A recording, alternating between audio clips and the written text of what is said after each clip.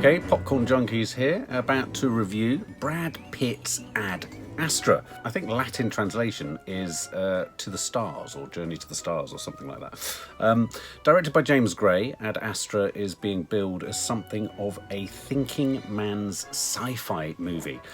James Gray is a director, actually I'm going to have to make a huge confession here, as an enormous devotee to the cinema and the arts of film and cinema and filmmaking. James Gray has fallen beneath my radar. We saw the trailer and we were very unexcited by it, and that yielded a lot of negative comments from some of you guys who saw our trailer reaction. And I think you were right. I think you were right to be negative. I don't necessarily think that our reaction was not correct. I think the trailer wasn't a particularly powerful trailer, but I realise now that it was a trailer for a very different type of film. So this is, as I say, a thinking man's sci-fi movie. So think along the lines of things like Interstellar and 2001: A Space Odyssey, even Blade Runner 2049, stuff like that. Stars Brad Pitt. Brad Pitt's having the year of all years this year with Once Upon a Time in Hollywood, where I thought Once Upon a Time in Hollywood was his film. Ad Astra is his film, and we have Brad Pitt. I saw this at the IMAX, and we have Brad Pitt's face in extraordinary close-up for the vast majority of this film. It also co-stars Tommy Lee Jones, who I'm an enormous fan of, obviously most famous for Men in Black and No Country for Old Men and things like that. Great, gravelly, granular face. I mean, his face looks like an entire state of the United States, doesn't it? I mean, it's got the crags, it's got the lowlands, it's got the highlands, it's got the pock marks, it's got crater marks. I mean, he looks like he's got parts of the moon on his face, and he's got meteorites that have struck him. And I mean, if anyone could shrug off a meteor strike, it's Tommy Lee Jones. And of course, the lovely Donald Sutherland, who we've most recently seen in the Hunger Game films, who, you know, is an absolute stalwart. So this film is set in the near future. Brad Pitt's playing an astronaut. His father, he's the son of a very famous astronaut, Tommy Lee Jones, who headed off into space many years before on a mission to explore Neptune, or explore the outer reaches of space. Brad Pitt's grown up assuming that his father was lost or died out on the mission, but it soon becomes apparent that strange pulse-like energy bursts are being fired at Earth. And there's a suggestion that this could well be coming from the region, the Lima project that his father, Tommy Lee Jones, was initially sent out and working on. So we find Brad Pitt. He's a man who's a meticulously professional astronaut, cosmonaut. He's an engineer. He has to do these verbal assessments where he describes how he's feeling. And it's quite nice. It's quite a neat device, actually, for us accessing the inner workings of Brad Pitt's character's mind, so that we get a real sense of where he's at. But what we discover is that actually he's quite as you would have to be as an astronaut, he's quite a straight-laced, professional, meticulous, disciplined, organised chap. Who takes his job seriously and is highly regarded. Not an intensely emotional guy. We get a sense of his partner, his wife, Liv Tyler, but we get a sense that perhaps his concentration on work has been to the detriment and sacrifice of those more emotional sides of his life. We then understand that his emotional stuntedness, for want of a better expression, is perhaps the consequence of him not having had a particularly meaningful relationship with his father, Tommy Lee Jones, and Tommy Lee Jones having essentially prioritised space exploration up and above any form of meaningful family relationship. So you've got all that kind of swishing around in there. So this is a film really about the Oedipal crisis, but it's sort of Freudian. It's a Freudian film. This is a film. This is a psychoanalytical film. This was like watching Brad Pitt on the psychoanalyst's chair as a cosmonaut, going through and analysing what it means to have been the son of an absent father who's got lost in space. So we now see Brad Pitt heading off into space, and that's really the gist of the film. He heads off into space to find his father, see what his connection is to these terrible, dangerous, pulsating surges that are kind of making things knock all over the place and blow up and explode, and see if he can resolve that problem. What I liked about this film was it was set, often you get films like, well, even like with Blade Runner 2049, set in a very specific time where there's a sort of specific attempt to kind of, I don't know, personify that period by being inventively modern, if you like, or sci-fi. And what I liked about this film was it said it was set in the near future, so it's not distant. And James Gray has said in an interview that he encouraged the production design, the script, and with the sort of general directorial approach to the film, he was encouraging everyone to think of the tech within this film in terms of just an extension of what we currently have now, but perhaps 50 years or so in the future. And to that extent, I think this film, I was quite surprised by it, and it was a treat really for me, because I love the battered realism of films like Alien, Blade Runner, Star Wars, obviously. I love that sort of aesthetic, and so he's really adopted that in this. So all of the shots, every shot is a sumptuous shot of production design joy. And so the first scene in this film, where we get a real sense of it's a clever scene, because on the one hand, this scene where he's doing some engineer work on an enormous aerial. I mean, we're not talking about like an aerial that you get on your house. We're not talking about an aerial like the one in Crystal Palace that beams television signals out. We're not even talking about an aerial as tall as, I don't know, the Eiffel Tower. We're talking about an aerial that goes miles into the sky and literally sits and stops just at the point where the atmosphere hits space. So you can see the darkness of space and you can see the blueness of sky. So he's up there, just as you are, just, polishing. I couldn't bear to look at from the top down. I mean, I was getting vertigo in the IMAX cinema, and I go, no. And one of these pulsing surges causes an extraordinarily dramatic scene. I won't give it away too much, although you can well imagine. I think it's in the trailer. So all sorts of shit kicks off on this antennae, and we have an incredibly adrenaline-fueled, very well managed, very well covered, very well shot, very stressful, very believable. And that's the thing with these scenes, I always remember the beginning of Gravity. You've got to believe it, and there was a real believability to this scene of huge catastrophe, crisis and Armageddon happening in the sky. And he had such a distance to fall that again you believe that he had the capacity and the experience and the scientific know-how to calm himself, sort himself out, adjust himself and make the necessary sort of decisions in order to somehow survive. But within that moment you get a sense of this is the kind of damage that's being done by the pulsar coming out of space. And so NASA, it's not NASA in the film, but so the American agency, the United States Space Agency or whatever it's called in the film, decides to pull Brad Pitt in and say, look, you're clearly quite something. We've got a bit of a problem. Your father is out in Neptune, and we think he's kind of got something to do with this pulsating business. I have to confess, I thought of all the parts of this film that I thought were the weakest, and there are a couple. Unfortunately, I thought the very concept of his father somehow being responsible for pulsating surges hitting Earth and causing a problem for Earth, I found that the least believable part of the entire film, which is odd because everything else within it I really believe. That concept I was struggling from right at the beginning of the film, when we sort of going, okay, is he just truly a malevolent force, or is this an accidental thing that's happened? Has an experiment gone wrong in the outer rings of Neptune? What if it was accidental? I could have probably understood that more meaningfully, because I don't know, just the idea that one chap could get that far into space and cause a problem was I found problematic. And he's going to be sent on a mission to essentially seek and potentially destroy or resolve the problem, perhaps rescue his father and bring him back. But what they want to do, the American government want to do it in a slightly secret manner, so they're going to fly him by commercial flight out to the moon. And the reason I'm going to great lengths to describe that bit is I thought the commercial flight bit was brilliant. You actually got Virgin Atlantic's brand all over it, so some good brand placement there by Richard Branson, who, as we know, is wanting to start taking people out to the moon and out into space. I found all that really believable, and it reminded me of 2001. It had a sort of usability. It had it felt real. It felt like this is very much what we're going to be doing, how you're going to be looked after, how you would sit, what the sort of tannoy comments would be and instructions would be if you were on a commercial space flight. And so they fly Brad Pitt out to the moon, and when he lands on the moon, you've got a terminal area, you've got internal, it's a very inhabited moon.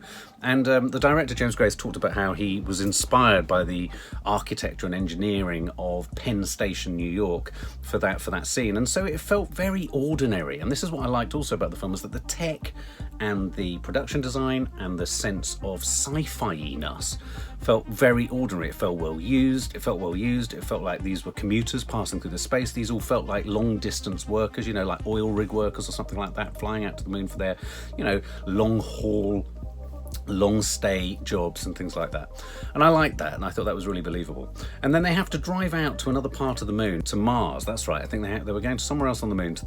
And there was a brilliant scene, basically on the moon, where basically a scene of piracy, where two moon buggies with pirates on try and sabotage Brad Pitt, who at this point has hooked up with Donald Sutherland. Donald Sutherland's there because he used to be a friend of Brad Pitt's father, and he knows that the mission's happening, and he's kind of there to hold his hand for the early stages. And a brilliantly adrenaline-fueled moon buggy car chase / shoot 'em up, brilliantly executed insofar as you had the use of sound was brilliant. So you had the sense of what the characters could hear, but then you would have the absolute silence, that muted silence of the surrounding moon environment, which I can really relate to, because when I filmed in the Arctic, there is a real blanketed mute silence to these strange landscapes of just dust or just ice, or of dryness. And so this was like the second absolute tentpole moment in the film, which was this great moon buggy, dunes, flying over dunes, crashes, impacts. You had the lack of gravity hitting. As they hit the car, they'd spin, but there would be a sort of strange contradictory speed but slowness to everything. I thought it was excellently pulled off. In fact, better than David Bowie's son's depiction of activity on the moon in Moon, the film Moon. I thought it was really powerful. And so throughout this, Brad Pitt, what do we think of Brad Pitt? I thought, at first, I've always had problems with Brad Pitt. I've never thought he can necessarily cradle the full gamut of or the full range of emotions that some of the characters he's played. It's not that he can't deliver a narrow gauge of some of the emotions, but my fear with him is sometimes that he feels a bit limited. He'll go for one part of a character's emotional struggle, but can't reach to other parts. Now, the character he's playing in this film is an incredibly buttoned up emotional character, and that's partly because of his estranged relationship with Tommy Lee Jones, his father. But I thought the narrative arc for Brad Pitt across this film was incredibly well observed, well paced, and meticulously constructed.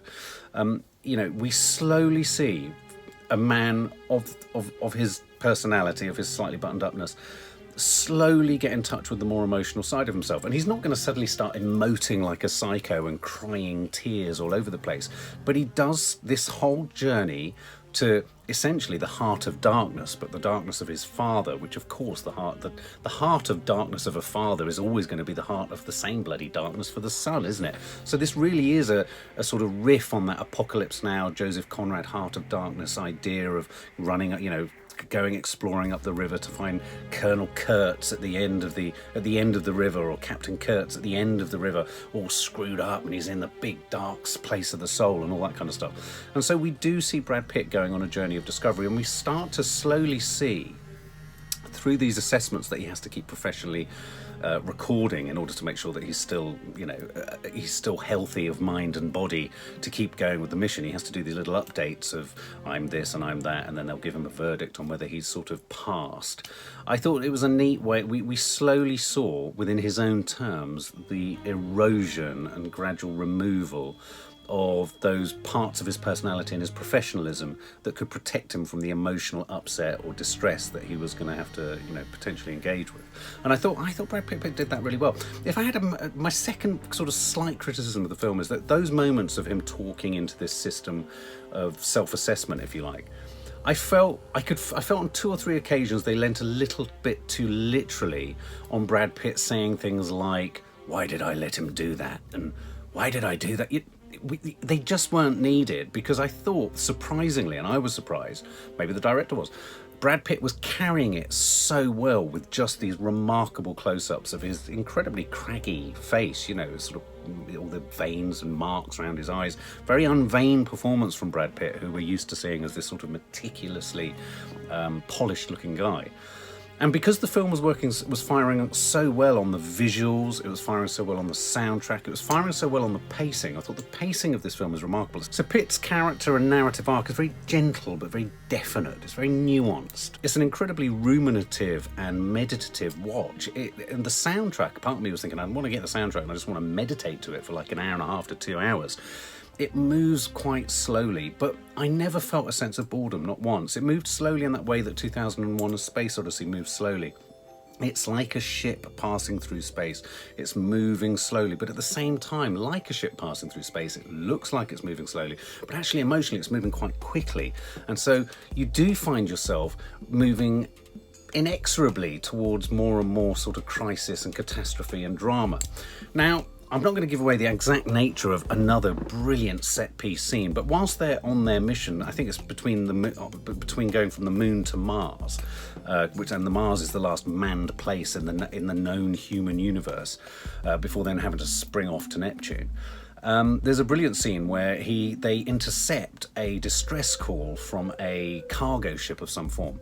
And when they board this cargo ship, I'm not going to give away exactly what happens in it and what they discover, but it's a brilliant, brilliant moment in the film. It's one of those moments. It's the kind of moment I was hoping for from High Life, the film recently made with Robert Pattinson. It was a sort of art house sci-fi film that we reviewed on the channel. And everything I was hoping High Life would be, I have to say, I think this film is. It's those things. And anyway, this scene on board this cargo ship with the distress signal, there's a moment of ickiness and goriness that's just, if you're into that kind of thing, it's great. It's just great just looking at it and just thinking, oh my God. Interestingly, the cinematographer on this also shot films like Interstellar, Dunkirk, and Her, which I caught only recently, and I haven't seen it before.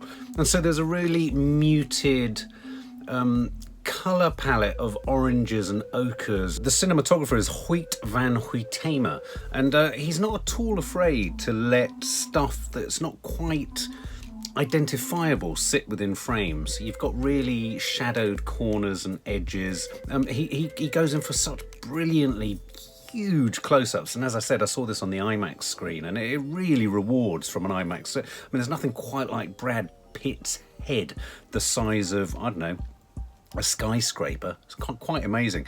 And there was a beautiful detail that I just wanted to just say. The very first shot, which is one shot of a sort of sun flare happening across the lens. Within that flare, as the flare goes past the lens, you see a refracted image of Brad Pitt just sitting on his mission. I thought it was a beautiful way to introduce Brad Pitt for the first moment in the film.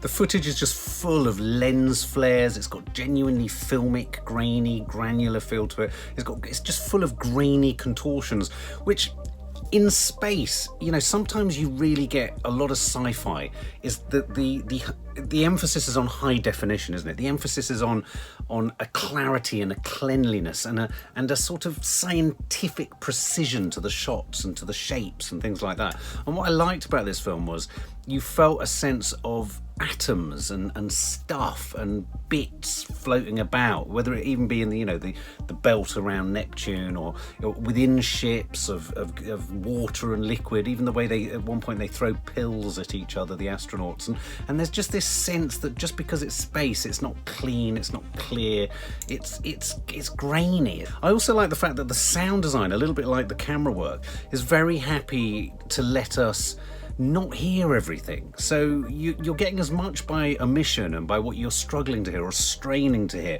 So there'll be moments of sort of, naturally recorded sound that you're listening to, a character's listening to, and you're hearing it off camera, and you can't quite make it out, but you can just about make it out. That sort of thing I like, because it encourages you to see a film a second time, but it just adds to that authenticity, that sense of disorientation, that sense of dislocation for the key character. And it really helps, I think, us with understanding Brad Pitt's increasing sense of isolation and being sort of going towards the end of this almost religious-like journey. It's very much an odyssey. So of course Pitt moves through Mars. We have an interesting base at Mars. We also meet a character played by Ruth Negga, who has some skin in the game really when it comes to Brad Pitt's father. And slowly, as Brad Pitt almost moves from Earth to Moon and then from Moon to Mars, as he moves from planet to planet essentially, the sense of unease, and the fact that he's not being given the whole picture, or the fact that perhaps this mission to find out what's happening with his father isn't quite as benevolent as he first thought, that actually, oh no, hang on, Dad's possibly an absolute psycho at the edge of the universe. And there is a quote in there somewhere, I think he says about the sins of the fathers are placed heavily on the shoulders of the son. And so, this film really is a parable or a fable or a Freudian metaphysical poem, if you like, about a son and father and what it means to be a son and a father. I mean, I didn't know my father. And, father-son relationships are often there in sci-fi films. If you think of the whole Alien Resurrection, Prometheus thing, who's the father of the creatures, of the robots, of the people, all that kind of stuff, the mother of the alien and all that sort of thing. And then you've got that other detail in things like Star Wars, where, Luke Skywalker doesn't know his father, and, they've got that whole drama that's obviously revealed. And in this idea that there's a dislocation between Brad Pitt and his father, so that they're so estranged. You can't get more estranged than one being on Earth and the other one being in the outer rings of Neptune. I mean, that's about as estranged as you get. And so the whole film is a journey, as I say, of Pitt moving towards almost his own DNA origins, because in many regards, and it's said a lot at the beginning of the film, he's very like Tommy Lee Jones. He's a sort of mirror image of his father, because he's accomplished all the same things. He learnt maths at his father's feet, and so within Brad Pitt there is a strange contorted reflection of Tommy Lee Jones. Now, I don't want to give away too much. This is a bit of a spoiler review, and I will put spoiler up, though in fact I'm not going to give all the spoilers away. But there is a moment where Brad Pitt has to take control of one of the ships, and he has to do, or he ends up doing, something that's incredibly similar to what Tommy Lee Jones, his father, has already done out on the Lemur project. And so there is this idea that's threaded through this film of, okay, Brad Pitt's intentions might be more honourable and different to Tommy Lee Jones's, but maybe Tommy Lee Jones's, his father's, were also quite pure and scientific and had all the best intentions when he was younger. So what's to say, and who's to say, that Brad Pitt couldn't end up in the same obsessive, professionally meticulous mess that he finally discovers that his father is in? And so we build to this moment where we meet Tommy Lee Jones. We find him, he comes onto the Lemur Project ship, and on this ship there's some really grisly suggestions of what's been going on. Some of the bodies floating around Tommy Lee Jones as he's standing at the top of this scaffolding type thing inside his space station, and he's sort of looking down, and you've got guys floating around with like plastic bags on their heads with faces and heads that have been kind of disappeared. I mean, all that stuff I love. I thought this was a really good film for not necessarily shocking and scaring you, though there are a couple of moments like that, but for a slow, dawning, gravitational horror. And that, for me, is where it's more akin to films like 2001: A Space Odyssey. I remember seeing 2001 when I was too young. I was about 7 or 8, and it was just long and boring to me. But I remember it really creeping me out. It really made me feel, it's a bit eerie, the monkeys and the people and there's something just a bit about it. This film does the same thing. There's something a bit about what people have got up to and what's happened to people, and how there's a slow... the bodies don't decompose because they're in space and all that kind of stuff. I just found that intriguing. I just think that the couple of bum notes that I feel that there were in this film were, I just felt that they put Brad Pitt's emotions into words on about 3 occasions where they didn't need to. His performance was so strong, I thought. And so, when I say so strong, I don't want you to go to the cinema and think you're going to have all sorts of hijinks. It's an incredibly internal, insular, micro movements. It's a very low-key performance, but in its low-keyness, because his face is in massive close-up, you're getting a lot of his sort of glacial moves, emotional moves of a glacial nature. He's moving very slowly. But he was carrying it. He could do it. And I felt that they thrust a few cliched notes in his voiceover. And so for me, the richness of this film is its themes around ideas of gods and versus men. Gods versus men. Who is more powerful? What is God? What is this celestial being that we as humans on this planet have looked, incidentally, skyward to the stars and assigned a celestial quality to what it is we see up there. I mean, it's the eternal quest for understanding, isn't it, for us as humans? What is the effing meaning of life? Where have I come from? Where am I going to? We are, I've often said before, we are made of carbon. We are made of the stuff that stars are made of. So it's not beyond the bounds of imagination to think that actually, yeah, we crumble down away, we go back out into the universe, and the universe makes us another thing, and we are all, and we are everywhere. But I just thought this was, you know, we've parked a lot of ideas, astronomers and religions, you know, in the stars. We've parked celestial power and strength and faith and God and religion all over there. And what I liked about this film was that actually when push comes to shove, when you get to the very end of that Kurtz-like Heart of Darkness Apocalypse Now river, and you find that it's your dad, it's your bloody dad at the edge of the universe, who's what? Let's think about it. What has he found at the edge of the universe? Nothing. There's nothing to find. The only thing to find is us. The only thing to find is us. There are no gods. There are just us. And so, you know, it's quite an existential film. And so I was quite surprised for quite a mainstream, you know, it's got Brad Pitt on the posters, you know, everyone's going, oh, is it going to do well at the box office? It's quite a cerebral film, this. It's quite a thought-provoking film.